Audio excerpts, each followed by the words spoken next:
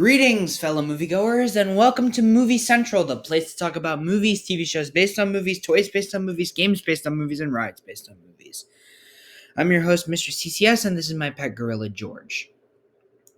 I don't really have a segue into this review, so I might as well talk about the most famous story that the Teen Titans ever had. So, Judas Contract is a story that is very famous in the Teen Titans community. Not only does it have a great storyline, but it also has a very dark and twisted theme within it: betrayal. So far, it's been adapted twice. The first time was in the 2003 animated series, obviously toned down a bit, and the second was in the form of an animated movie in the DCAMU continuity.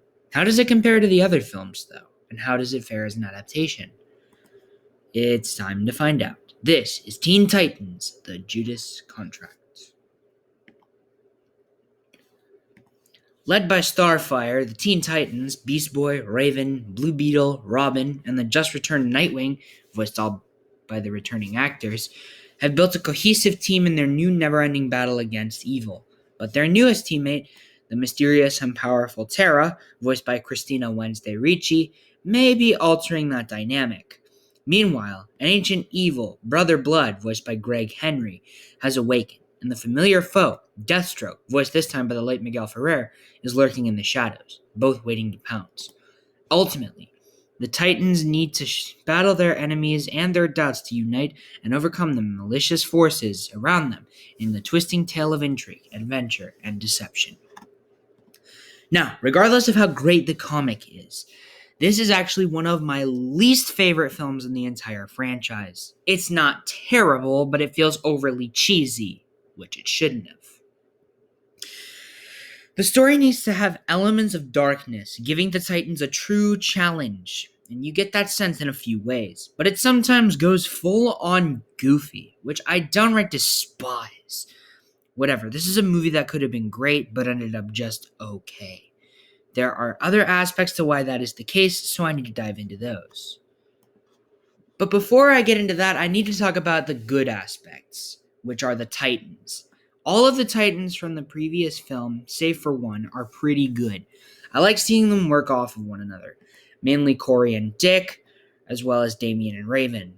But then we have Beast Boy and Terra, the shining star of both the comic and TV show adaptation of Judas Contract, and they are treated nothing like they are in the comics in this movie.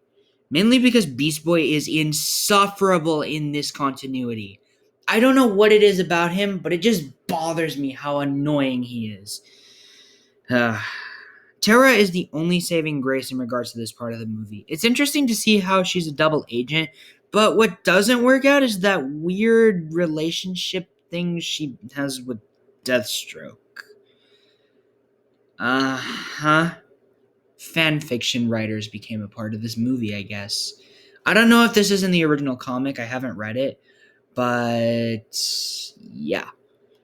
Christina Ricci did a great job voicing the character, though, and she's a highlight in regards to the voice acting of the movie.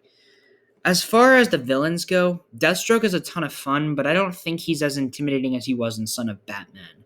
Still, he is much better than the second villain, Brother Blood, who doesn't look like an intimidating supervillain whatsoever, especially when he wears this weird helmet thing, and when he becomes...